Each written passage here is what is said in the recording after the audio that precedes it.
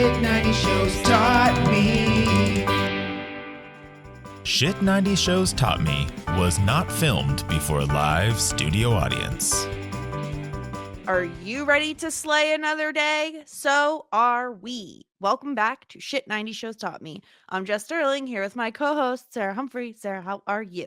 Jess, I'm ready to go to the prom. I got my ugly pink dress. I got my ugly clip. I'm getting my ugly umbrella. I'm all set for the prom. We're gonna have to get into it because I'm just gonna warn people ahead of time. Okay, this is a PSA at the very top of the podcast. I don't have nostalgia for this show. We're watching it for the very first time, so bear with us if we don't love everything you love, and if we maybe possibly make fun of some of the stuff that you love. It wouldn't be this podcast if we weren't doing that. You know, I have to be honest and true about my feelings, Sarah. So it's gonna happen. I'm gonna break some hearts today. I already know it because I've already preemptively, accidentally broken some hearts. So yeah, the only thing that we have in this life, Jessica, as I've said so many times before, is our integrity. That is the only thing that we have. We have nothing else. It's all we have. We don't what have. Are we supposed to do? We don't have beauty. We don't have brains. No, I'm just joking. I mean, where's the lie, though? We have our integrity. That is it. And we have to tell the truth about prom. Yes, I was 16 and had my first real kiss at prom. Yes, did you really? Did I know this? Too old to have your first kiss it was after prom. Yes, 16 is too old to have your first real kiss. Yes, I was in the back seat of a car that my mom was driving. Yes, that is all true. While your mom was in the car? That is all true. That's the only thing I have in this life is my integrity and the truth. Ew, and I that's hate what that you had happened your at first prom. kiss with your mom present. Well, you know, sometimes you gotta do what you gotta do. I don't what was that? Is it sad or is it not sad? Because I don't know. I don't like, is it often that people have like their first kisses in front of their parents? No, that is weird. I think that is weird, but also I have the capacity for PDA far more than most people do. Would you agree with that? 1,000%. You're way more pro PDA than anyone I know. I'm very pro PDA, more so than the average folk. Yeah. And here's the thing, people. I'm just letting you know right now. We're gonna break some hearts. I'm not into PDA. Also, my brain is going a million miles a minute, Sarah, because we took a week off. Apologies. Blame me. It is all my fault. I was leaving town to go on vacation. I had to go to a wedding, had to go on a cruise, and there was a lot of stuff leading up to me leaving, and I simply was overwhelmed with way too much to do. And so we had to put a week off. Were you packing up your trunks to take the ship to Angel Land? Is that what happened? I was by the docks, as one is. Yeah. Yes. How was the cruise? Tell me 2 fun facts about the cruise. So one, relatedly to what you are saying, is that there was so much PDA, like so much PDA. Like there was a woman full on just sitting on some dude's lap in the casino, just full on making out. I love that for them. So happy for them. Let's see. What's another fun fact? I already told you about the small dog. That was pre-pod. That was fun.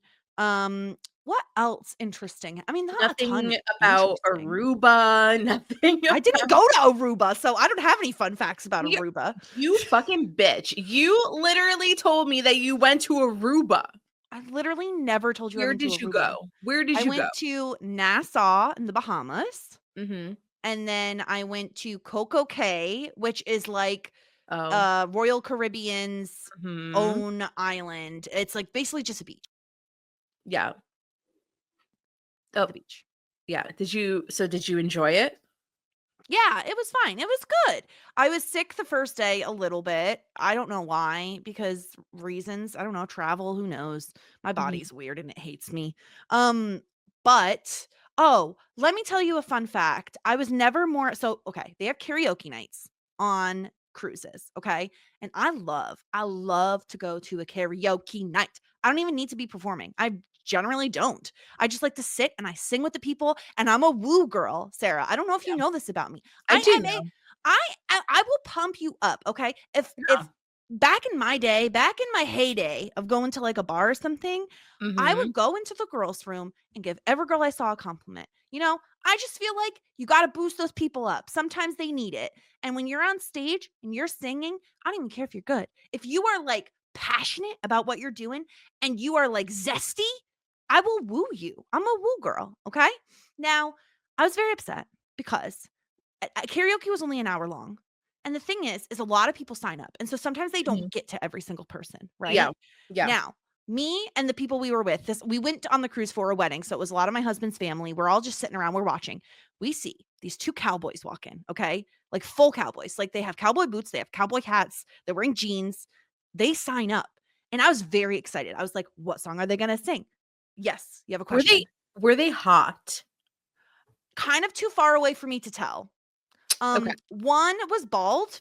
No. But like I think on purpose, not like by choice, not by hair loss. Okay. I don't know any other than that, I couldn't tell you. But the thing is, they signed up for a song. And I was like, is it gonna be She Thinks My Tractor's Sexy? Is it gonna be like I'm like predicting like what song are they gonna sing? You know? I was very excited for this. The problem was some of these bitches signed up for multiple fucking songs. Oh, you can't do that. Repeats. And guess what happened? The hour was up. Never got to see the Cowboys sing. Forever, I will be wondering what song the Cowboys would have sung. That's a crime. I'm sorry for you. Thank you. It very much is a crime. February 4th, 2025 at 2:47, I asked you, are you ready for Aruba? You said, not at all. Ha, ha, ha, ha, ha. I don't think I knew where we were going. Because I knew we were going on a 3-day cruise. You told me Aruba before. And then I followed up with, are you excited for Aruba? Yeah. And you did not correct me. Oh, no. So you literally just got on a boat and you're like, I don't know where I'm going. Yep. That's exactly what happened. I knew, here's the information I knew. I knew we were going to like a tropical location. And that was truly all I needed to know. I am a go with kind of gal when it is like, you know me, I'm a planner. I'm a type A. Okay. But this is my husband's family. Therefore, in my opinion, that's on him, baby. I'm putting on my shorts and I'm putting on my tank top and I'm walking around. This is how I know I'm actually more Virgo than you, even though isn't your moon like what's my moon is Virgo. Yep. This is how I know I'm more. No. Sorry. My rising is Virgo. No, my rising is Virgo. Moon. Yeah. Are you sure? Okay. Well, anyway, this is. Are you sure? I am sure. We've had this conversation a million times. But this is how I know I'm more Virgo than you, because like my brain would break if I didn't know exactly the plan.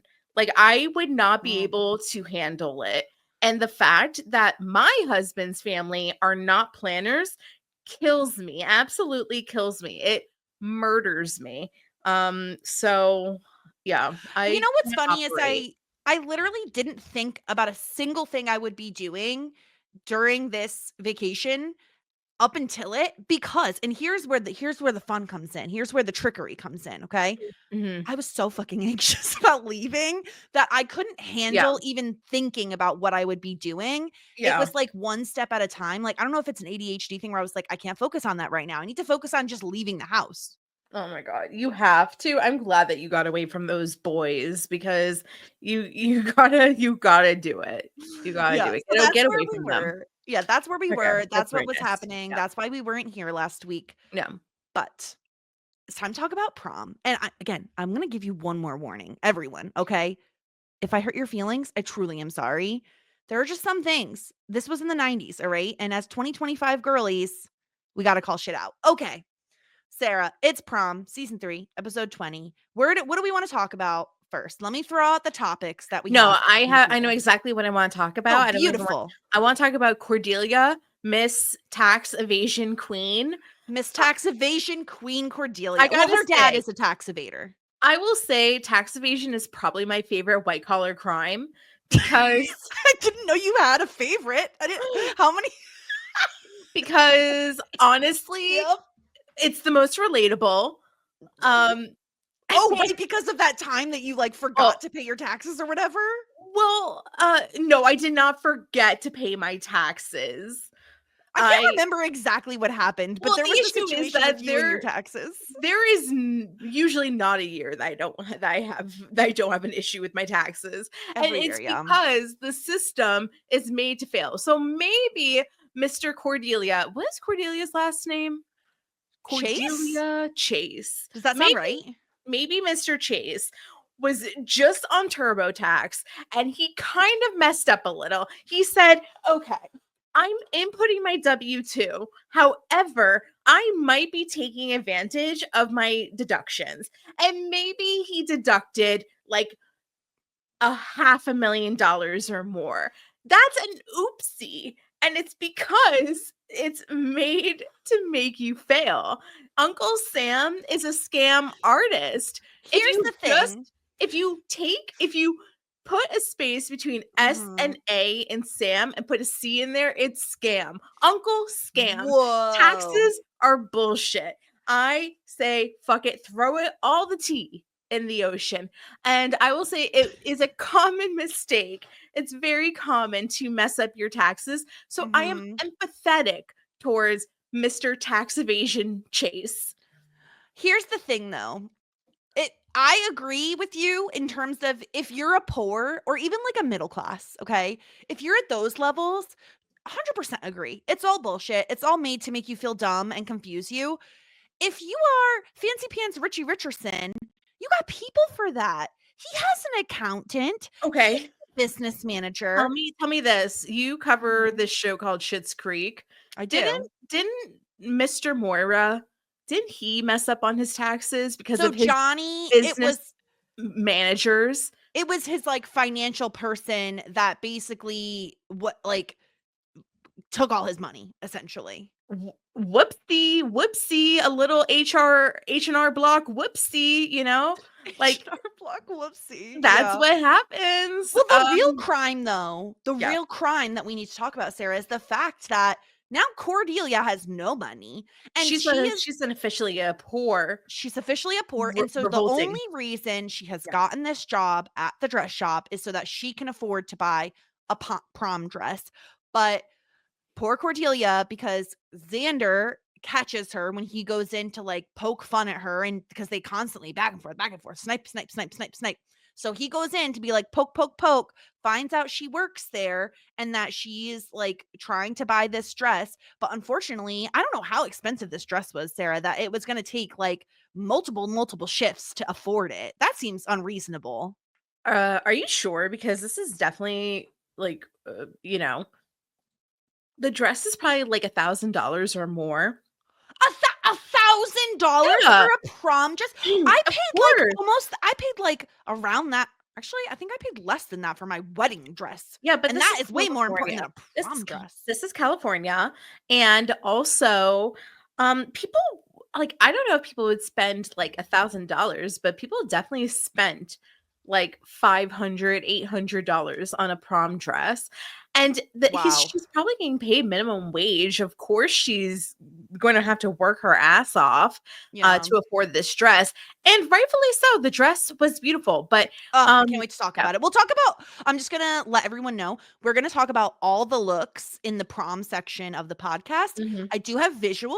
So this is a good time, if you're not already, to go subscribe to us on YouTube so you can see those when we get there. But please continue. Yeah, no. So we find out that Cordy has to get the job because she like put her dress on layaway and she doesn't have a car anymore. She doesn't have a phone anymore. She doesn't have anything. Anything. Oh, she doesn't even have a house. Where is she living? She's homeless. I was wondering that too. Like, are they like in a tiny apartment? Like, what's the situation? Probably. So yeah. And she can't afford to go to any of the colleges that she got into. Which explains why she's going to end up at Hellmouth University. I don't know. I think she might be taking the ship to Angel Land. Oh, you think that this is how she's not spinning off, I guess, technically. She's just getting written off, I guess. I don't think so, but. Yeah. I think that she's getting on the cruise ship to Angel Land, wherever it may be. She can take Wesley as well.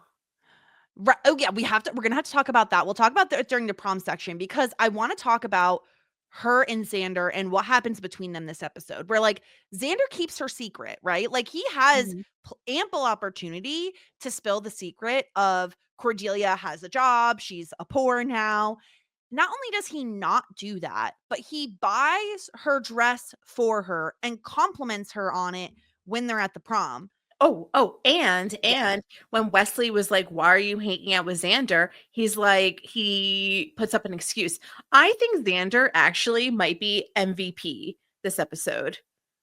Interesting. I look at it as he is paying his dues for cheating on her. Like he owed her this. He owed her a nice dress and a compliment for all the shit that he's put her through. So I feel like now maybe we're a little bit more square where we weren't before. Yeah, like I guess, but also I just think that Xander's not the monster that some co-hosts of this podcast portray him to be.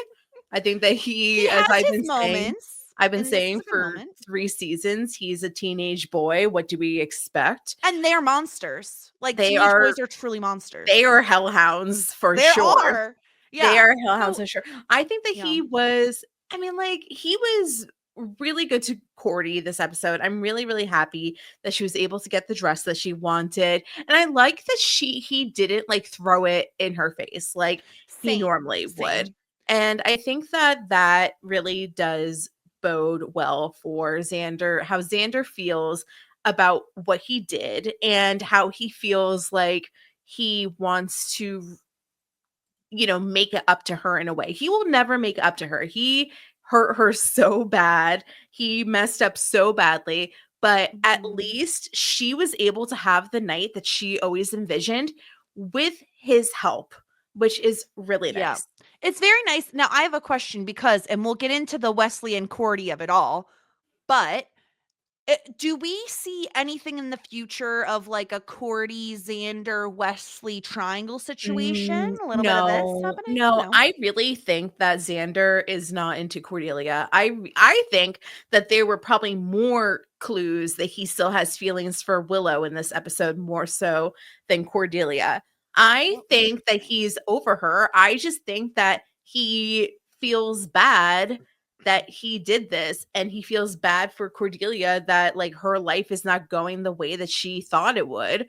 And I think that like that was something small that he was able to do to buy the dress, to make sure that people don't know her secret. Like, and I honestly think that like I don't think that Cordelia had romantic or like of anything towards Xander. I don't think that there's a love triangle. I think Cordelia is all in on Wesley, and I think that Wesley is going to be all in Cordelia.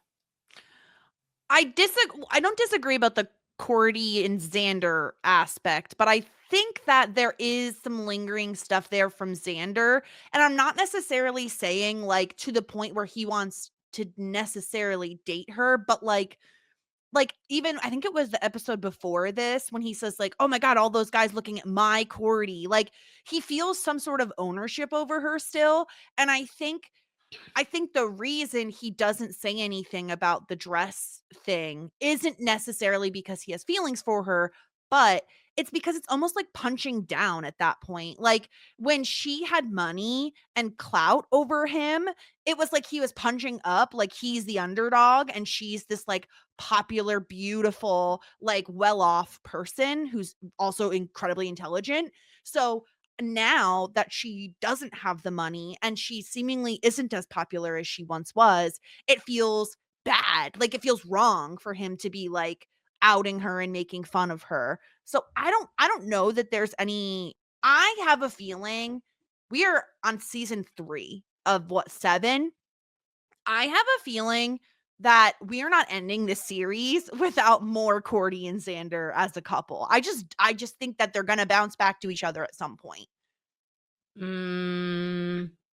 I still think that Cordelia is like, I am done. Like Cordelia is going to spend the rest of her life dating older because she doesn't want to deal with people that are less mature than her.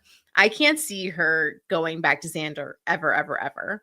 I hope not. Like I did not want her to. I just feel like it's going to happen. But no, I we'll still see. think that it's more likely Xander still has lingering feelings for Willow. Like throughout the episode, he kept making like kind of jealous comments towards or surrounding Willow. I think that that is more likely for me, but I don't even think that Xander's going to get Willow. Like I think that Willow is like over him as well. Maybe in college he can find somebody else. Actually, he's not going to college. Isn't he supposed He's to be doing a gap year. backpacking? Gap Yeah. year.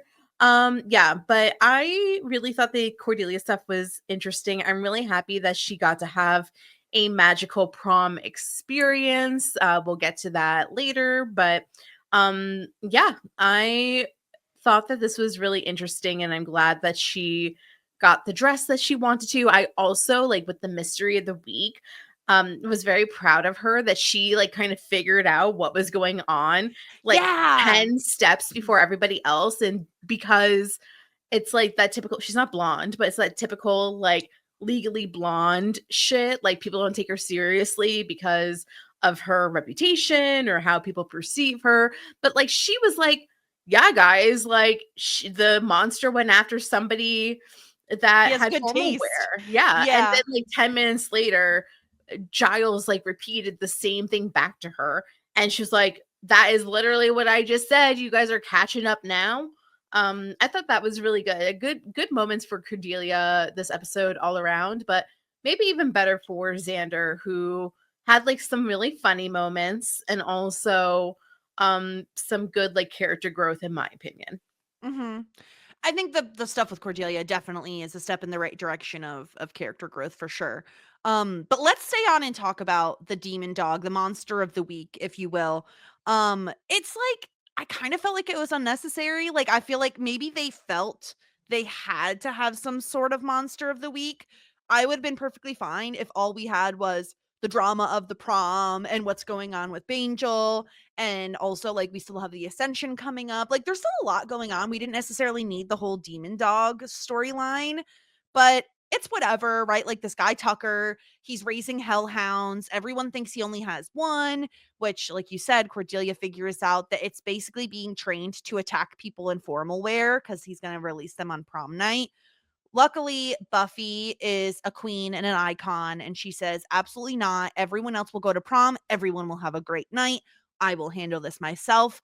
Not a care in the world. She easily handles them. Like, even when Tucker's like, I have backup plans. She's like, bitch, I have like a stun gun. I'm going to kill these hounds. Don't even worry about it. And she does. Yeah.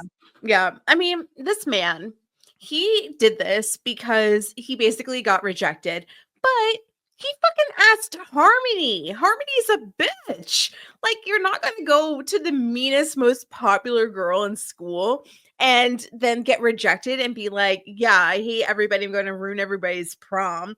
Like, you know, level your expectations or bring your cousin at the very least. Yes. All else fails, you have a cousin. You have a cousin. Yeah. So he, this is so ridiculous. He goes to the video store. He goes to Blockbuster. He goes, I want the 10 tape special. And he takes out every prom movie he could possibly take out. There was Carrie. There was like 16 Candles, I guess. I don't know. Every single prom movie he can. And these little hellhounds, goodness knows where he got these from, but they were there in cages. He trains them, as you said, dog trains, to attack people in formal wear. And yeah, the plan is because everybody rejected him and he has no prom date, he's going to release the hounds onto his fellow peers. And and you're absolutely right. Like Buffy handled this without even breaking a nail. It was too easy. It was a joke. I mean, I think that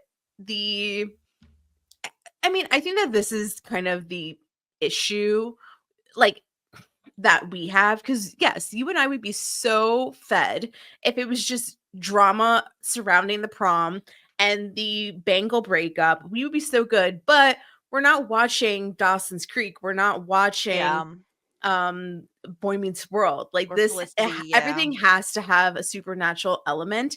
And I guess like that is where I'm like, yeah, babes, I would be fine if we didn't. That would be totally cool with me. But I guess like every episode, we have to have some sort of like supernatural element or mystery. And Yeah. maybe that's something that they don't feel like they have to lean on as much in upcoming seasons or in the future. Or maybe that's just our life. I'm not quite sure. But yeah, I could have done without it too. It would have been fine.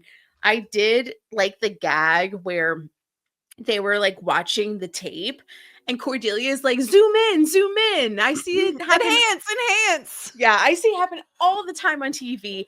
And Xander was like, our TV does not do that. He was able to pause. And then they caught the guy right away, too. Like, this guy really sucked as a criminal. Yeah, the thing is I agree with you. We didn't need this, but at least it felt like they barely spent any time on it. Like it was treated as the joke that it was. And it was taken as seriously as it was, which was very little. Like honestly, my only other note on this storyline is I really liked that. I feel like we got the full circle moment of previously Xander like hid behind Cordy. And I want to say they might have been dating at that point when something like scary was happening. And this time he like pushes her out of the way, like very heroically. I liked that it was very full circle. Like, okay, we're seeing some growth from Xander. Like he's not being this like cowardy douchebag. Like he actually is standing up for, someone he cares about and wants to not get hurt. So that was the only other thing of note from the demon dog storyline. Yeah. Yep. So the only other Scooby-centric storyline we have is we got a teensy bit of info on the Ascension. And I thought it was interesting the way they frame it is apparently they find out what it is a human, the mayor, will transform into a demon, the living embodiment of an immortal. But they don't know like which demon he's going to turn into. Is this new information to I us? thought so, but like truly it could have been said like 5 episodes ago and maybe we just didn't know. I mean, honestly, I've watched this episode 4 times, so I can't remember. I can't remember if like, oh, this was something that I learned like 2 weeks ago when I initially watched the episode for the first time. But I feel like this is very not new information. And we knew he was immortal and we knew he was doing an ascension. I don't know if we knew he was turning into a demon. I think that we thought that he was a demon. I guess. Think, yes. So like we were like, oh yeah, like he's a demon. And we were like point blank, that's not a question. Yeah. But I guess the issue is that they don't know how to combat it because they don't know which demon it is. And not every demon can be treated by staking or they have different like flaws or weaknesses or kryptonites or whatever the heck. Sure. So that is a conundrum that they'll figure out, I guess. Well, next episode because it's graduation next time. So graduation, yeah. Oh, that's gonna be exciting. So then, and then up like besides the prom stuff, do you want to talk about like Bangel, the breakup? Because we got to talk about the Bangel breakup. Yeah, because okay, so this is what happens. This is the basically Angel got the ick, and I want to know. Can you come back from getting the ick on somebody? And I feel as though the answer is probably not. I think the answer, and this is not a fun answer, but like, I think the answer is it depends. Like, I think his ick of her wanting to go to prom / wanting like a mirror and a drawer in his place. I feel like if you are a 200-year-old vampire dating a 16-year-old, that's just an ick you don't come back from. Like there's just no combating that, right? And let me show you for those again who aren't watching us on YouTube, I am going to show you something, Sarah, that I feel like is like the number one reason he gets the ick, okay? Yeah. Evidence A on the screen. Yeah, so you want to describe for the jury what this is, Okay, please. so Buffy has a notebook, probably for school, that she left there. And as a lot of teenage girls do, she has written in bubbly letters, Buffy and Angel for the number 4, ever. She does not say Eva, as in Girls 5 Eva, but it's ever. And then bubble exclamation point. And then she also has like Buffy. I have done this shit billions of times, billions, trillions of times, actually. It like the mystery of who I had a crush on in middle school would have been solved in a second by anyone if they found my notebook. I was writing my last name and I were like my crush's last name, Sarah, whomever. Yeah, but I guess if your 200-year-old boyfriend finds this, it is a little young, it is a little icky. I do want to give her some props. I absolutely love that she combined the Y in Buffy into the A of Angel. That is some quality lettering right there. This is some calligraphy shit, all right? Like, this is some high level shit. Like, I couldn't do this when I was her age. But it let me is tell not you, ugly, but no, it's not ugly at all. But the problem is, Sarah, I am a 30-year-old woman, okay? And this gives me the ick. I'm not 200 something years old. Like, this man is being invited to prom, okay? Like, that's a lot. That is a lot. She is now taking a next step of like, I'm going to live like near you so I could stop by a lot. So why don't I get a mirror and a drawer? And when she opens the curtains because she like fell a little sleeps, the sun shines in. And I think all of this is, it like dawns on him, pun intended, that like, this is not compatible long term. Like, she is human, I am not. It's not compatible long term. She will age, I will not. The mayor made some solid points. And he's already ruminating on all this. When again, she's inviting him to prom, which is like, oh my God, he's like 200 years old. But then well, this is the thing, because like, let's be real. You had to, if you were 21, you could not go to prom when I went to school. Like, if you had a boyfriend that was 21, you couldn't bring your 21-year-old boyfriend to school, to prom, because of like the alcohol reason. So it's like, she's like, oh, you'll blend in. Girls have older boyfriends. Like, does this man have a fake ID that says he's 21? Because he does look 30. They need to have a vampire fake ID maker. Like, that's just a thing that needs to exist, because otherwise they're fucked. It's a service. So so we get a knock on the door, and it is Joyce. And I'm sure a lot of people are mad at Joyce for this, but Joyce is like, hey, I don't care that you fucked my daughter last night. He's like, actually, I did not. We're not like that anymore. Yeah, I can't. She'll fuck the soul right back out of me. Yeah, I can't do that. And she's like, okay, nonetheless, please, for goodness sake, my daughter is about to go to college. There is college dick out there. Please break up with her so that she does not hang on to your sorry ass when she goes off to college. Let her be a normal girl. I want her grinding on randos. He was like, you know what? I didn't really grinding on rando. I don't really like want to go to college with her because I already went to college, and it's okay. Like, I guess I hear what you're saying. So then he's like, okay, Joyce, I understand the assignment. I will think about it. I want Buffy to have a normal experience. I want Buffy to go on a coffee date. I can't drink coffee because I get the jitters. And I say, Angel, grow the fuck up. Get yourself a coffee. Get a decaf. Maybe if you actually drank coffee, then you wouldn't have to whisper so much.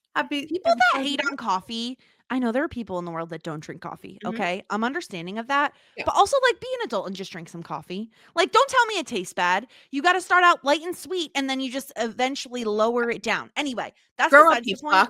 Yeah. That's besides the point. Okay, what you said about Joyce. Here's where I stand on the Joyce situation.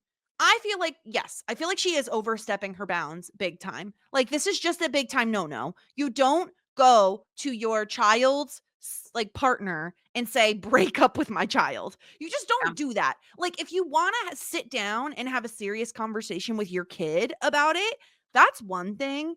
But like, this is the quickest, fastest way to get your kid to not want to talk to you and not trust you. Like, I understand where she's coming from, where she is saying, like, she's a young woman, all she sees is you, and she's so in love with you. There's like no way she'll ever end it. So that's why I'm coming to you. But Joyce, honey, that is not your decision to make. This is Buffy's life. This is Buffy's mistake to make. Eventually, you need to have trust that eventually Buffy will be mature enough to realize, hey, there are so many dicks out there I could be grinding on, not just Angel's. And you know what? I can't even grind on Angel's dick because he might get his soul back or he might lose his soul again. So she just needs to trust that Buffy will be able to make that decision when the time comes. I guess so, but also I'm not mad at it because I'm like, yes, let's expedite this. Like, that's fair. Let's get Angel on the ship already. Let's expedite this. I don't need this. And then I don't need their relationship. So then he's on patrol with Buffy, and it's like they like are probably spending like 9 hours together on patrol, and like each and everything she's probably like, oh, my dress, my shoes, my makeup, and he's like, ick, I have the ick. And this is the worst thing ever. I hate when people do this. So then they go down to the sewer, they're looking for a vampire, they're on patrol, as I said. And he goes, Buffy, later I need to talk to you about something. And it's like, what a douchebag. Not a now douchebag. It's not like a now thing, but like later we have to talk about something. And Buffy's like, no, you have to tell me now. You can't do this. You're scaring me. And it's like, I hate it when people do. Like, I have something to tell you, but not now, later. Yes, so annoying. The audacity there are so many audacities had right now, okay? The audacity to try to do we need to talk, but also do it later. The audacity to do this in the fucking sewers, of all places. And the audacity to do this right before fucking prom. You goddamn monster. Buffy has very little of a normal teenage experience in life, right? We can all agree Buffy's life is chaotic and not always the way she wants it to be because of her responsibilities of being a Slayer.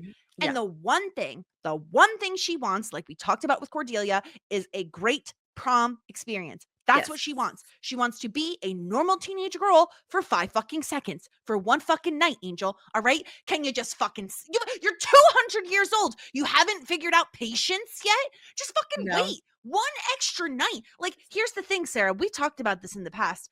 I felt so guilty when I knew I was going to end things with one of my boyfriends. And it was so close to Christmas that I literally waited until like the day after Christmas to break up with him because I couldn't fathom the idea of breaking up with someone right before Christmas. Like, same concept here. Don't break up with her right before prom. And you, Angel, you cannot blame her because you are the one who started it with, we need to talk later. Like, you're a fucking asshole. We gotta talk, but not now, but later. Yeah. So she gets out of him. I want to break up with you. I don't want to be with you. She's all like weepy and sad. It is weepy and sad. Like, it really stinks to get broken up with, especially right before prom, especially when you're a teenager, especially when you're in the stinky sewers. But what I love is this chat between Willow and Buffy. And it was so sweet because like Willow like got the assignment. Like, yes, we hate him. He's a dick. He's super maxi jerk. Like, how dare he do this before prom? But then I love how she was like realistic and she was like, look, like, I don't want this to be your reality, but I feel like it's for the best. And then I love even more that Buffy was like, you're right. Like, it is for the best. Like, it wouldn't have worked out. Like, I love that like Buffy had that realization because like, it was so sad. She's like, my life is over. Like, my life is falling apart. And that's how it feels when you get broken up with, when you go through a breakup in life, let alone when you're a teenager. But I'm really happy that they got to this realization that like she's going to be okay. Like, she's going to be okay. It's horrible. It stings. Like, the situation really like sucks, but she's going to be okay. Yeah, especially because like it takes a lot of maturity. First of all, I'll back up a little bit. The way Angel breaks up with her too sucks because he's doing the whole, you deserve more, you deserve better than me. Oh yeah. You deserve all this and blah, blah, blah. Like, that's a shitty way to be broken up with. Do you believe that? Like, I think that a lot of the time, like, yeah, like somebody can have a belief about that themselves, but it is the worst because it comes off like you're trying to be selfless, but you're being selfish. Yeah, I think it's rare that it's true. You know what I mean? I think a lot of Yeah. times it's like a cop out and it's just an easy excuse to make. Like, it's not Um, you, it's me, which exactly. is It's the same bullshit. I think Yeah. that, like, it could be true, like, we are not each other's person. Like, I think that that Yes. is, like, a more evolved way of saying it's not We're you, just it's not right for me. each other. Yeah, It's just like, not there. yeah, it's the same sentiment, like, it's not anything that you did, and it's not, like, necessarily something that, like, I did, it's just that we are just not right, like, we're Yeah. not the right match, like, I think that that's, like, the more evolved way to say that.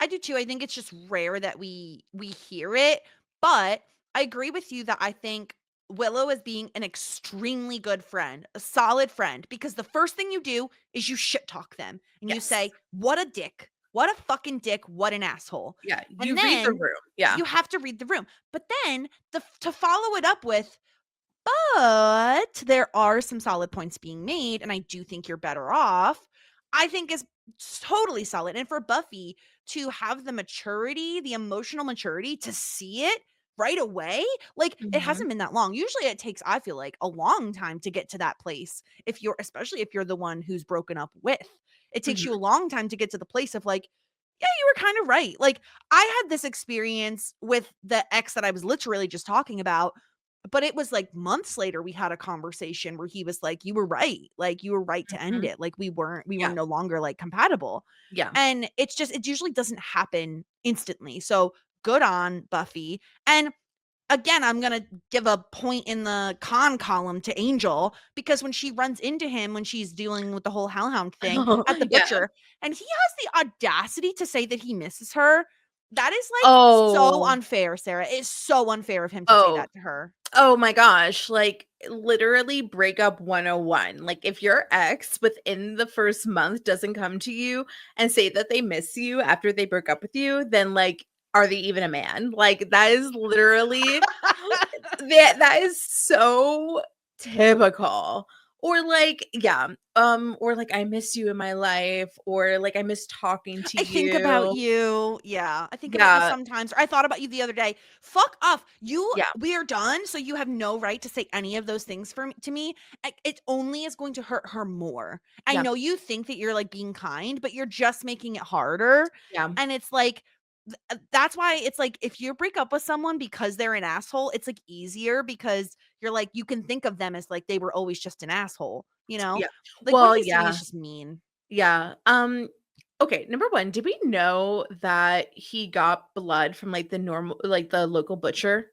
We didn't I mean, I don't think he's ever mentioned it. That's I think we've interesting. questioned before, like, Yeah. what he did for That blood. was pretty interesting. So that was one thing that I wanted to ask you, and the other is something that I don't remember anymore.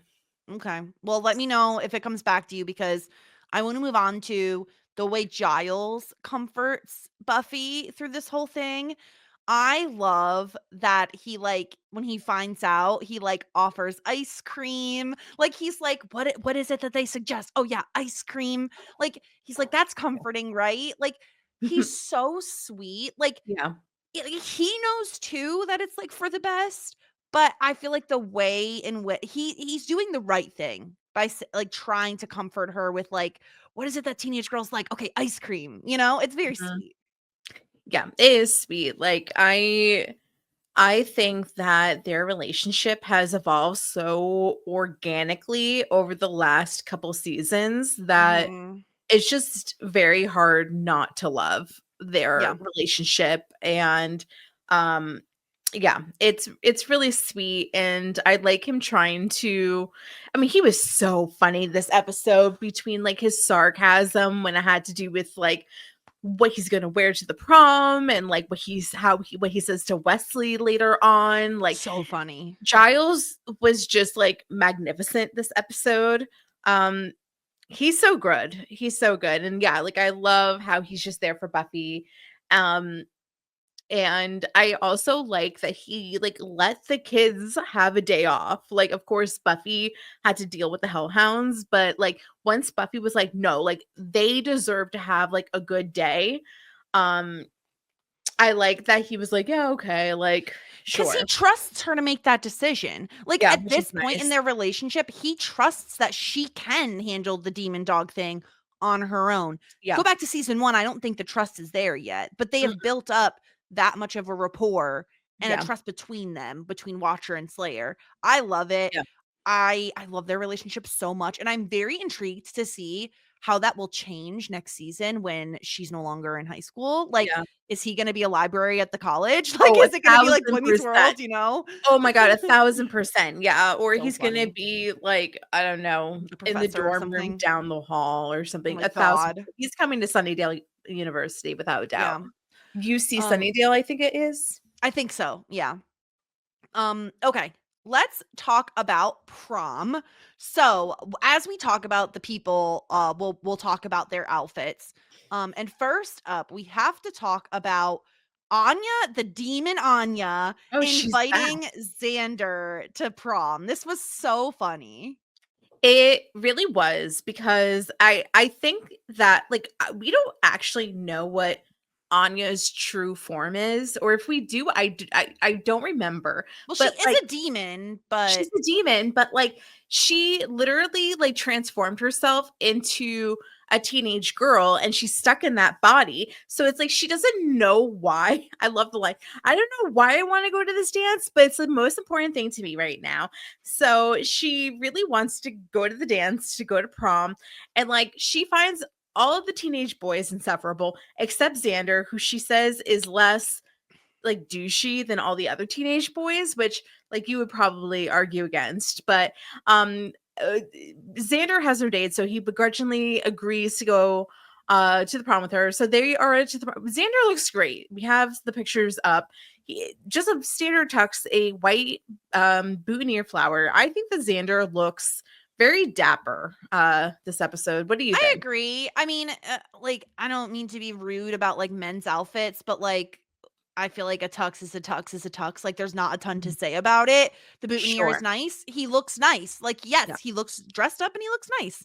I Yeah. really like Anya's outfit. So Anya is wearing this like red and black lacy number with like spaghetti straps, and there's probably like some silver um appliques or something, Yeah. or maybe It's it's just hard. gold. It's not in HD. So, like, the It's quality is not not there, in you know? sync. She has a corsage that Xander must have gotten her, which is also red and black. Doesn't match the boutonniere, which I say like knocks off some points to probably Oh. Xander, because Xander probably should have matched his boutonniere to her Is his tie corsage. supposed to match too? Like, is he supposed to have a No, red because tie? it's black ties. So like he's wearing a Okay. tux. So when you are wearing like a formal tux, you wear a black tie or a Oh, black okay. bow tie. So Okay. it's a formal tux. It's not like a sports coat Got it. and Okay. pants. But I mean, um I like her dress as well. I yeah, think it's I think that the red and the black makes a lot of sense for like a a demon, you know, demon. like I think it Yeah, makes sense. And she has her hair in an updo, which I also really like. yeah. I also love how he finds her so boring that he like wants to Well, talk to anyone else. it's because she keeps telling these like really disgusting stories of all these men that she tortured, and I'm sure he's just like crawling out of his skin. Like if I say or do the wrong thing, I can be like punished via Yeah. her. So like I Yeah. think that like the giving she's giving him the creeps, but yeah, and maybe she's boring too. I think that she looks really pretty here. I think that maybe okay, so if we're gonna rank them, I think that she's in like the for girls in at this moment the number one spot, because Sure. She's at the number one spots like right now. she's like the only one Yeah. that we've looked at right now. Yeah. So next up on the board, I want to talk about Wesley and Giles, who are chaperones. We called it. We nailed it, baby. I'm pretty sure both of us were like, yeah, this is obviously what's going to happen. They're Mhm. both wearing tuxes. Wesley has like a little, what is it, white pocket square Yeah. thingamajig. Yeah.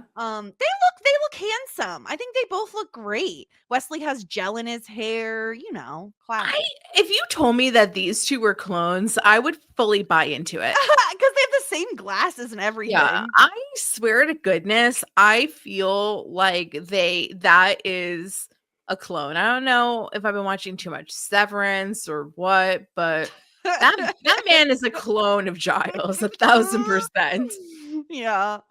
I thought they looked great, and I loved their little banter back and forth about like the dip and stuff. Oh, It yeah, was just very funny. the dip was spicy. Yeah, so funny. Spicy salsa. Yeah. So yeah, I mean, honestly, do we have to rank the men? I truly feel like all No, of them the are men are in same. tuxes. They're Okay, fine. They great. look great though. Very dapper. Okay, let's move on then to Willow and her date Oz. Okay. Oz's suit looks a little different. His suit is different and it's pretty ugly. Is it like snake skin? What is happening? Yeah, it looks like some sort of animal print, the vest. And then he also has a white corsage, but also the tux looks very big and boxy on him.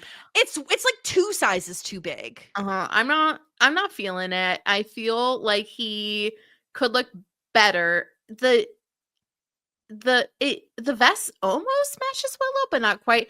I'm not feeling it. Willow looks gorgeous. Like this is like some like brownish burgundy-ish, Like a rusty red. yeah. If I'm gonna give a nitpick, I wish they would have had more of a differentiating factor between Willow's dress and Anya's dress, because I feel like they look very similar, like especially in color, and like they're both like those spaghetti straps. She has the like velvety shawl thing. Yeah, I would say it's similar because like I think that Willow kind of has a halter, and I think like the cut's different. It doesn't have the lace element. Like I don't think it looks the same, but also and I think that she looks very pretty, but I'm not like in love. And if I have to choose between Anya's dress and Willow's, I still think I like Anya's better. I would pick Anya for the fact of I also am not a big fan of Willow's hair. So I think that I would pick Anya for like the entire look. I think Anya's is better. Yeah. I prefer Willow's look from when she kissed Xander that time. I think that dress was gorgeous. Like you're not going to beat that dress for me for Willow. Yeah. And Willow and Oz's night at prom was pretty quiet. Like they barely did anything. No, they didn't really win any awards. They didn't really do anything. They like showed like a little bit of emotion in a moment when the awards were given out, but yeah, they had a pretty quiet night. Yeah. All right, let's move on to Cordelia and her expensive layaway dress. I don't know what color I would call. Is it like gray? No, that's purple. Are you blind? Listen, it's not in HD. It was very dimly lit. But the thing is, Sarah, I truly have never seen Cordelia look better than on prom night. She's so beautiful. So her dress is sparkly and long, and it has a plunging neckline, and it's like I said, it's like purple. I would call it like a little bit of like an eggplant type of color to me, at least. It looks purple. And also she's wearing a little bit of like purple eyeshadow, which goes like really well with like hazelish eyes, brown eyes. She's so gorgeous. I loved this dress. She looked magnificent. 10,000 out of 10. Obviously the best dress. Her teeth look great. She has a glossy lip on. She's so beautiful. It is stunning. I think that she was just like the belle of the ball, and Wesley saw her and was like, she looks so hot, and they like got to go arm in arm, and then he like asked her to dance. Like she had a good night. Like I am very happy for her. Yeah, the line from Giles, "For God's sake, man, she's 18 and you have the emotional maturity of a blueberry scone. Just have at it, would you? And stop fluttering about." Yeah, Giles was over it. Like, he does not want to hear him drooling, Wesley drooling all over Cordelia, and he's just over it. So he's like, go for it. And obviously Cordelia is very interested in him. Yeah. So they went off and had a good night. And we do confirm Cordelia is indeed 18. So Yeah, confirmation right there. Boom. yeah. So I am very pro this relationship, and I'm very pro this look. I think that this is number 1 easily. Oh yeah. Yes, absolutely. So right now, Cordelia, Anya, Willow, we're all in agreement. Yep. All right. Well, let's talk about Buffy's look. It's like a light pink, strapless, long train sort of situation happening. Honestly, my biggest pet peeve about this, I think her hair doesn't look good. Well, in her defense with the hair is that she was slaying. She was working and didn't have time. And not in the way of like, oh my God, you look so good, slay. Like, no, she was actually She slaying. was actually slaying. So she just undid her hair from like the clip and then like reclipped it into half up half too. I don't have a problem with that. I have a problem with how ugly and horrible this dress is. That's incredible. Do you like the color of it at least? Because I kind of like the pink color. No, it's not her color. It's not her color. What's her color? Not that. It is so bad. It is revolting. It is so ugly. I hate this dress. I hate the way it drapes. I hate the color on her. However, if you want to talk about a dress where she looked stunning, is the wedding dress from the Angel Dream. She looked gorgeous in that dress. On fire. Yeah. Caught on fire. It doesn't matter. That dress, she looks beautiful in white. Her makeup was beautiful in that scene. The off the shoulder look looks so good. Her boobs looked fantastic. I'm not even an admirer of boobs, but her boobs look good. I loved how flowy it was. Her wedding dress is beautiful. This dress, I wish that burned. I hate that dress. I think that I hate it. And I think it's an horribly ugly color. 0 out of 10, my least, bottom of the barrel. Wow. Okay. So I don't find it as offensive. I would probably put it like around where I put Anya's. Like, I like the color. No. I really don't like her hair. It looks like flat, and I can give her a break because of the fact that she was slaying. I'm also not a big fan of like a long train because the impracticality of it annoys me. But it's whatever. Like, she could look better, sure. This is Sarah Michelle Gellar. Of course she can look better than this, like recognize how beautiful she is. I wish they would have given her more of a Cordelia look. But something alas. sexy, something. Yeah. But those are the looks. So everyone is now at prom, right? Like, everyone's having a good time. Buffy makes it. Yes. And we were like, last episode, we were like, who's going to win prom queen? Like, we were going to have to talk about this. Who will win prom king? Turns out, doesn't fucking matter because we don't even find out who prom queen and king are. Okay, so Sunnydale High does something that nobody in the history of the universe does, and they do class superlatives. Fucking for prom. Yeah, I mean, superlatives are a thing. It's like, but it's in the yearbook. And but like not here. It was so weird because like also like maybe like it could have been, I would have been more like, would have believed it more if it was like at grad ball or something. But the fact that it was at prom, it felt weird, but whatever, they're doing superlatives. And we first see, like, we didn't get to see a bunch of rewards, which I really wish, or awards. I really wish we did, because I am like very interested in superlatives. Like, I've talked about this a billion times. I really love yearbooks. I love looking at like old yearbooks and like superlatives in general, because I just think it's interesting. But I wish we saw more. We did see class clown and how Xander lost it.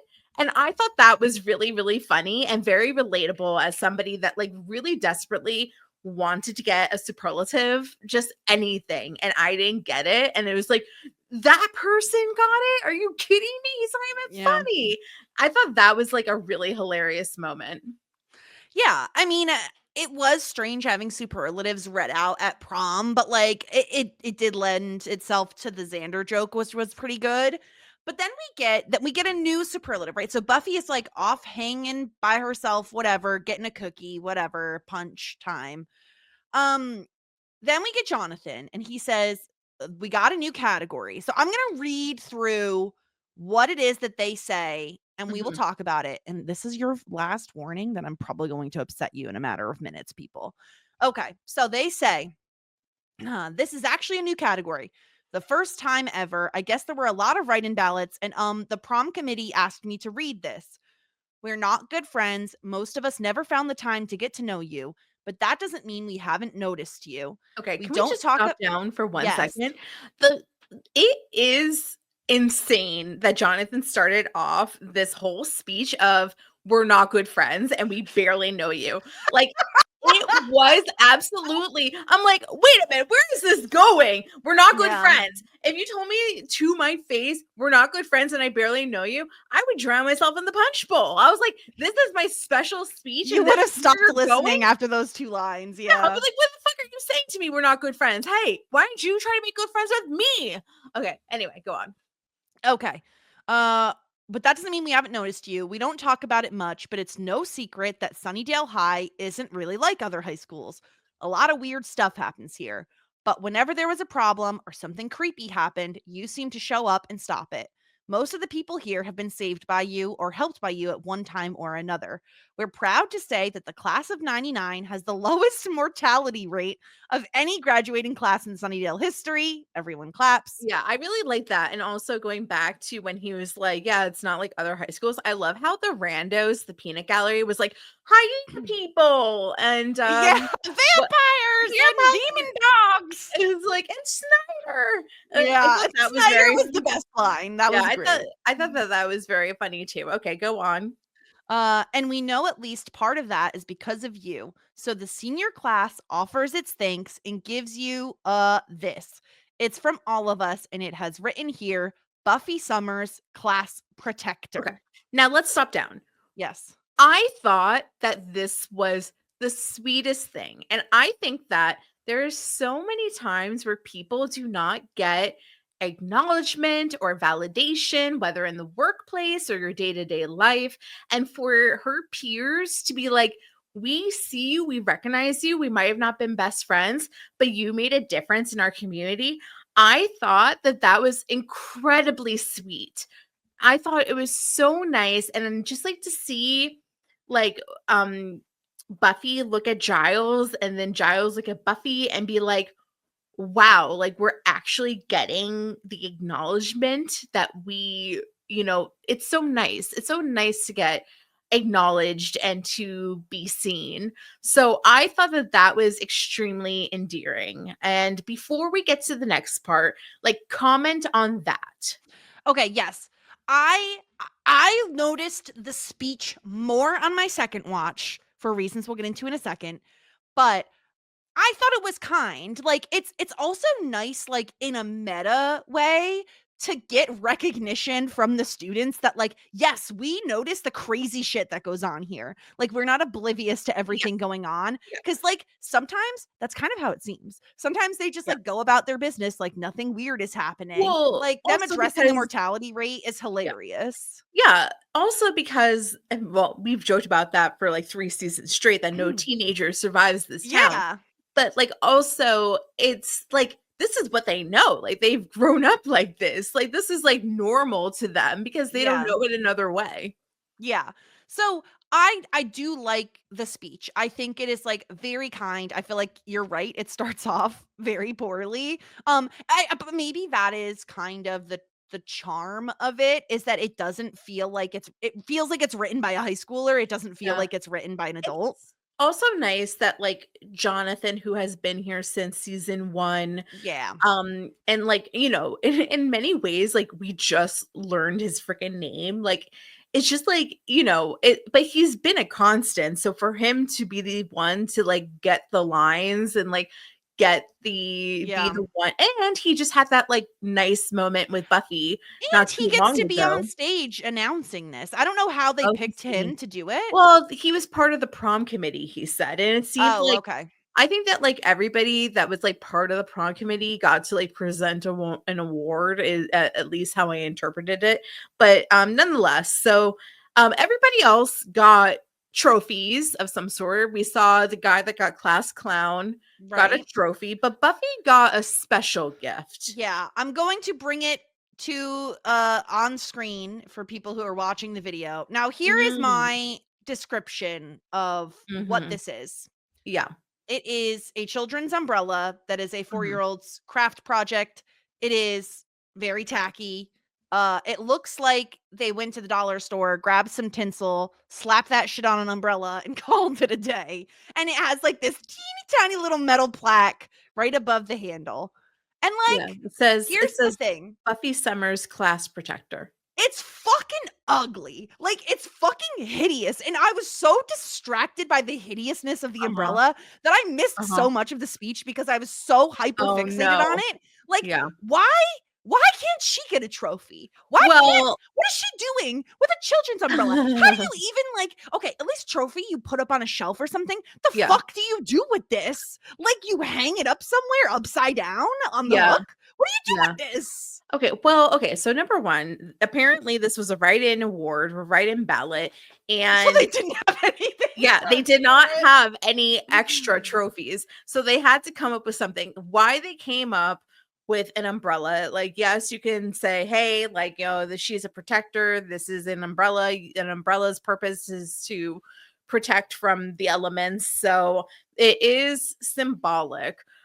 Who created this craft? I don't know. Maybe hell itself created this craft. We gave it to the demon dog and said, here, make a craft for us, please. Now, I will say, if you want me to make a prediction, I think we're going to see this umbrella hung up in her dorm room 1,000 billion %. Oh, no. 1,000 trillion billion %. How do you, the thing, again, like, I'm just going to go back to, like, how the fuck are you supposed to display this? Do you keep it open? Because first of all, that's supposed to be bad luck, is opening an umbrella inside.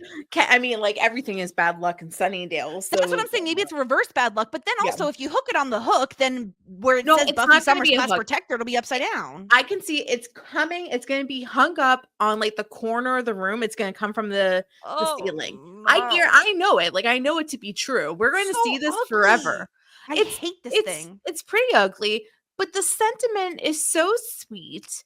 I really feel like we have done a Freaky Friday right now because, like, I was wondering, I have not, so just to let the listeners know, I have not asked you how you felt about the tacky umbrella. I have let my opinions on the tacky umbrella be known to some of our community members, but I have not asked you. And I kind of thought when I was watching it, I'm like, Sarah's gonna fucking hate this umbrella. Sarah's gonna fucking, like, the hatred that you had for Buffy's dress was the hatred I thought you would have for the umbrella. No, because the thing is that, I mean, it's a piece of junk, right? Like, it's an absolute piece of piece of crap. It's a piece of crap. And like, would I want this in my home? Absolutely not. Okay, but thank you for confirming that. It's so sweet. And also, like, I was like the girl when I was 18 that literally had a yard flamingo and kept that in my room. Right, you did have that as like a tchotchke. So like I feel as though I probably would have liked this when I was 18. It is ugly as sin though. Thank you. I'm removing it from the screen so I don't have to look at it anymore. I mean, did Jonathan create it? That's very sweet. Like, obviously, like, somebody had to put in effort, and I think that is really nice for them to acknowledge Buffy. It is so hard to get acknowledgement and appreciation in this world. I thought that it was really cute. And yeah, like Buffy was like, yeah, like I have this like little toy umbrella thing. Like, I can definitely see like somebody was like, crap, we have to come up with something.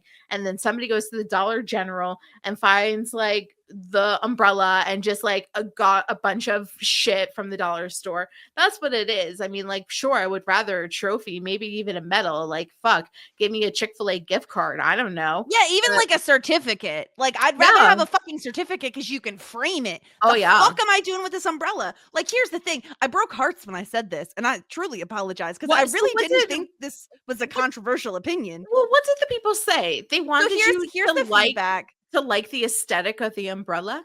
No one cared about it's basically what you're saying, which is no one cared about the aesthetic of the umbrella because everyone was so caught up in the sentimentality of it. Whereas I was so distracted by the hideousness of the Yeah. umbrella that I kind of blacked out and missed most of what Jonathan said. And Yeah. so like we had people like Todd, where like this scene makes him cry. Same thing, Oh, David, cry. this scene Well, makes okay, him no. weep. Okay. We are so jacked up on Zoloft that we are not crying at TV shows anymore. No, I'm incapable. I'm truly incapable at crying at TV. And like, again, I don't have the nostalgia for the show. I know a lot of people will like rewatch this episode and they cry every time they see it. It was sweet, yeah. It's sweet. I didn't sob. And like Oh, we I got think I did cry at a TV show not so long ago. I have to remember what it was though, because I cannot for the life of me remember. I will tell you. okay. Soon. Please let me know when you remember. So yeah, like Mars Spars gave us some feedback about like the same thing kind of you said, where it's like she feels like Buffy feels disconnected and isolated. And to hear at the end of high school that like people are actually recognizing her and they understand what she's done for them is very beautiful. I totally agree. It's just like get a fucking better trophy. If you appreciate her that much, spend more than $5 on her, you know? Like we didn't have a little bit bigger of a budget. Come on now. No, we have small Someone budget. could Small have budget. donated like if No. everybody gave $1, we could have got No. something better. Everybody in this school is going through tax evasion. It's a big problem. Also, David did give some feedback that I very much agree with, which is as cheesy as it was still more than the freaking Watchers Council has ever done. Facts. Absolute. Yeah. Where's her health insurance? Where's her workers' comp? No, there's none of that. We don't have that. Yeah. So either way, that is the Class Protector Award that she receives. And it is very kind. It is very nice. She seems to really appreciate it, which is really all that matters. And her prom experience increases tenfold, especially when, as we predicted, Sarah, who shows up last minute to get a dance but Angel? Oh yeah. That was a big win for me. I was very excited to see. I mean, that only because like we had like predicted it, but like quite honestly, it's like, sir, like what are you doing here? She was just fine. But anyway, he came, they had a dance. She felt like she had that like typical prom experience. Good for her. And I think that like they both know that, you know, it is soon to be gone. All of it. This is the end of it, but they can have one more dance together. One more dance. Okay, I don't remember what show it was, but I definitely cried recently at a TikTok, and it was it was this 19-year-old Shih Tzu, and he was just like bopping like down the street, like so very cute. energetic, and that song like slipping through my fingers every time I love. You know that song? No, I don't. Through my fingers, and basically like it just made me cry because it was like he was a 19-year-old Shih Tzu Yeah, he's and getting older. he's just living his life. I follow a TikTok account of a woman who has a 17-and-a-half-year-old golden retriever, which is, if you have ever owned, that's an incredible age for a golden retriever to get to. And she'll like bring him to a farmer's market in a little wagon, and she'll like wheel him around. And like the captions are always like, I'm not like leaving him out because he's a senior. Like I want him to enjoy like what he has left. And it's like so sweet. I don't have golden retrievers on my TikTok because I swipe fast, so it doesn't stay on my algorithm. Oh, see, my entire TikTok algorithm. Well, currently it's all Pink Pony Club. My entire TikTok is Pink Pony Club currently. Wait, okay, so what do you think about the Pink Pony Club? I fucking love Pink Pony Club. Yeah? I love everything about it. I think it's the boppiest bop. I love the message. Like truly, Chapel Roan is an icon and a legend, and I love her. What other songs do you know about Chapel Rowan? There's one other one, but Hot to Go. Okay. And then there's another one, but I don't remember the name of it. It's like Champagne something or other. or wine something. I don't know. Okay. Yeah. Red wine supernova. Nailed it. No, See? no, I you did did. not. I knew there Can was you wine. no other, you can only name 2.5 songs? Oh yeah, that's all I know. I don't listen to music. Also, I will just say another little fun fact about the cruise. My husband's sister really wanted to do Pink Pony Club at karaoke, but of course, the fucking songs were outdated and they didn't have any Chapel Roan. So after karaoke was over, we serenaded the whole family with some Pink Pony Club, and it was great. Very nice. Very Yes. nice. Beautiful. Anyway, that's the prom episode. Mhm. Next episode, as we all know, is Graduation Day parts 1 and 2. Don't forget, we're watching Mhm. both and covering both next podcast, people. Yeah. Mhm. We did get some feedback, but first, Sarah, I also would like to read. We got a 5-star review. And I'm going to read it on the podcast. Oh, really? The title of it is Raw Milk, LOL. Oh, yeah. So love that. Okay, I just started listening to and loving your Felicity episodes because I'm watching it for the first time. I was a Buffy gal back when it was airing, and I was definitely too young to be watching it. You had me cracking up with the mayor's weird fixation on a milk rant. I had to chime in and say the raw milk fad is because some people bizarrely and wrongly believe pasteurization is actually bad and takes all the nutrients from milk away. It's such a dangerous fad. Pasteurization doesn't oh wait, hold on. Where did it go? Hold on. Well, they Here we go. undid their 5-star I found review. it. They No, took it away. did like a ... and then I had to like click things to read the rest of it. Pasteurization does not lessen or take nutrients out of milk. It's just slightly heating it to kill really harmful bacteria. The worst part of raw milk fad is some are having their small children drink it, leaving them Yep. vulnerable to Yep. some really deadly illnesses. Yep. I have no patience for the conspiratorial people who think big milk is tricking us with pasteurization. LOL. Yep. This is from I'm Feeling Sublime. So thank you so much. I'm Feeling Sublime for your review. We appreciate that. Very, very in on knowing the going-ons about the raw milk issue. So yeah. So thank you very much for your 5-star review and for leaving us a little note about milk. Love it. Are you ready to hear some feedback about this episode from the listeners? Yes. So we got an email from Julia. Hi, ladies. This is a bit boring for a prom episode, but Buffy receiving the Class Protector Award and her sacrifices finally being acknowledged makes up for it. I cried watching that scene. It also confirms everybody does notice Hellmouth, but pretend not to. Despite being heartbroken, she makes sure her classmates get their prom experience, even if it means missing her own. It's why she's my favorite character. I love that she did get to dance with Angel in the end. Their breakup never bothered me, TBH, cringe face. The relationship always seemed one-sided. There's been a few times when Buffy's been abandoned by the Scoobs, but Angel never stepped up. The Ted robot, 18th birthday trial, Xander had to convince Angel to help Buffy in the season 1 finale.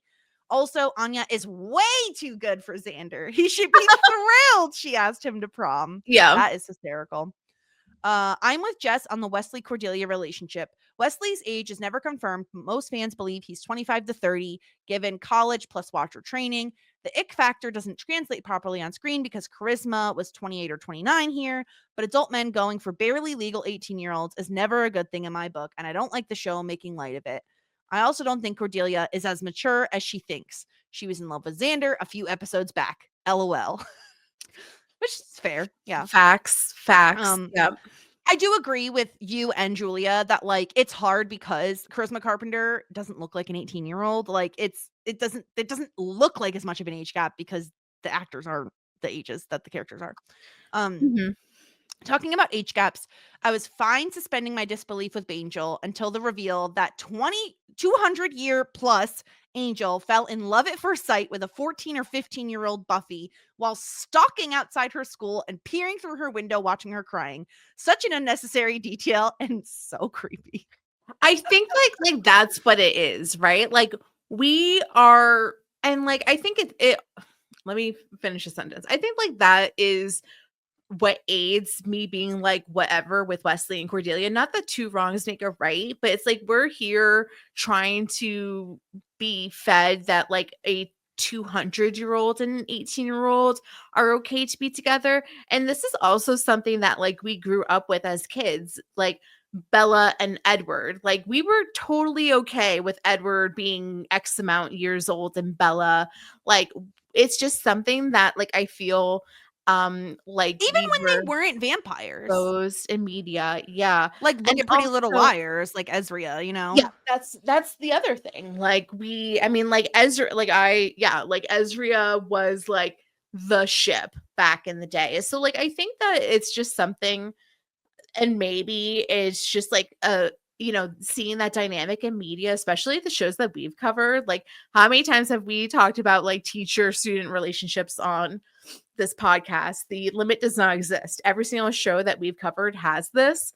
So I kind of feel like the Wesley Cordelia is like the least offensive of everything. When we're making comparisons, like, right, like Tammy and Pacey, like, yeah, way worse than Cordy and Wesley. All the stuff, like, in Felicity, Elena, and her professor, like, it's everything. And also, what was Joey and her professor?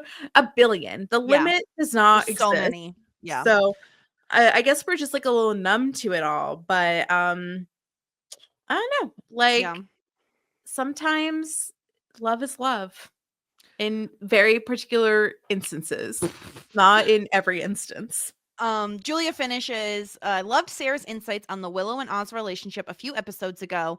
It helped recontextualize future events for me. I hope you had the most amazing wedding day, Sarah, and are enjoying married life.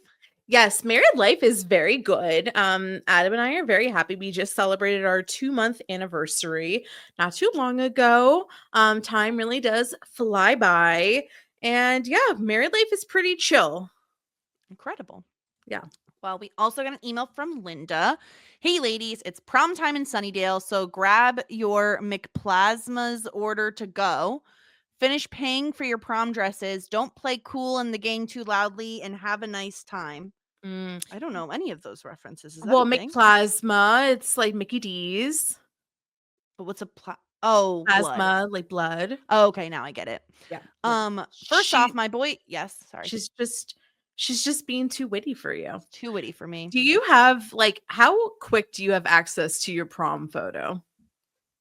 We've already had this conversation. I didn't go to prom. You're a loser. First off, my boy Jonathan giving Buffy the Class Protector Award is so incredibly perfect that along with Giles smiling and proud papa mode has me tearing up every time. You have the emotional maturity of a blueberry scone is an insult I still use to this day. All right, let's see some ugly shit. Let me finish my email from Linda first. Sorry, Linda. Because this next thing is very funny. Xander clearly still loves Cordy. He keeps her secret and buys her dress without making a big deal about it, so she doesn't feel embarrassed. It hurts him to see her struggling. I feel like this act of kindness shows Cordy that Xander truly does care about her and helps bring some healing. I like seeing them on good terms with each other. I also agree with that. It was a nice reprieve from the constant bickering between them. Also, I apparently have a type when it comes to characters I love. Spoiled rich girls who appear to have everything, who are actually hiding secrets along with their pain and have huge hearts. Andy McPhee, anyone? Solid point. Also, it reminds me a little bit of like Blair Waldorf too, to an extent. I love Blair. I know. That's what I was saying. One final thing. Can we all please agree? Angel is a giant dick. He could have waited until after prom to break up with Buffy. I could have done with a little less boring Bangel drama and a little more prom action. We didn't even get a prom king and queen. Totally agree with you, Linda. 100% agree with you. Yeah. I can't believe our time at Sunnydale High is coming to an end. I'm excited for you guys to jump on the emotional roller coaster that is Graduation Day Parts 1 and 2. Thank you so much for writing in, Linda. And thank you, everyone, for writing in throughout this season. We love getting your feedback. Thanks, Linda. Okay, Sarah, what am I going to be looking at that is truly it's my senior prom dress. It's pretty bad. I think like my junior prom dress was actually cute, but not this one. Okay. So very embarrassing. I can't wait to see it. How do I share my screen? Is it better or worse than Buffy's? Worse. Ooh, that's exciting. Yeah, pretty ugly. Incredible. Here we go. Oh no. It's Yeah. very of the times. Yeah. So it was like black and white, like split in the middle, and had like some embroidery. It was What was not with great. their obsession with spaghetti straps? Can I just Ooh, ask? I don't know. How do you stop this? There you go. Thank you. Spaghetti straps were, as someone who is a broad-shouldered Yeah. girly, Mhm. they look horrible on me. I And know. also, they just don't support the tatas at all. No. Just saying. Yeah, I wonder. Yeah, my junior prom dress was much cuter, but I don't know if I have access to that Mm. photo as easily. Unfortunately, this one's on the Facebook, so Oh gosh. can't get rid of it. Next week, I can show you a picture of my graduation. So Ooh, stay exciting. tuned. That's also can be found on my Facebook. One other thing I wanted us to touch on, Sarah, before we get on the heck out of here and go watch Graduation Day is, did you hear the news about a potential Buffy reboot? Mm, This is fucking ridiculous. yeah. For those who only joined us for like this Buffy journey and haven't necessarily listened to any of the other content we've done, this fucking happens to us every Well, time we cover something, whether it's a podcast or a show. Like, first we start Boy Meets World. Oh, then it's what well, is this it? is very different. Pod meets Pod world, Meets I World. think. And then we start Felicity, and then the Felicity podcast starts. Well, And I think now they're doing yeah. a Buffy reboot. I think like what you're saying is that once we cover stuff, it gets back. Well, I mean, Buffy's always in people's Oh, Buffy mouths, is, but I'm not saying that like Buffy needed us to be like commenting this on is it. the first time that we've covered a show that there has been like a reboot in the works. Right. Yeah, Girl Meets But World existed before we did anything with Boy mhm, Meets World. yeah. Jessica, are you looking forward to watching the Buffy reboot? It is hard for me to say because I feel like it will depend on how the show ends. The only information I know is that like Sarah Michelle Gellar is involved, which everyone is very excited about, and that they feel like this, everyone I've heard is excited about it because they feel like Sarah Michelle Gellar would not sign on to do something that wasn't worthy of her time. And I also I've come to understand that problematic Joss Whedon, is that his name, is Mhm. not involved. So we do Yeah, like that. Double thumbs up to that. I think like the director that is rumored is somebody that people are happy about. I think so. I mean, like honestly, I do not know like where we are in the stage of creating this reboot, but is there a world where the reboot comes back and we're not even done covering the show, therefore we are unable to watch the reboot in real time?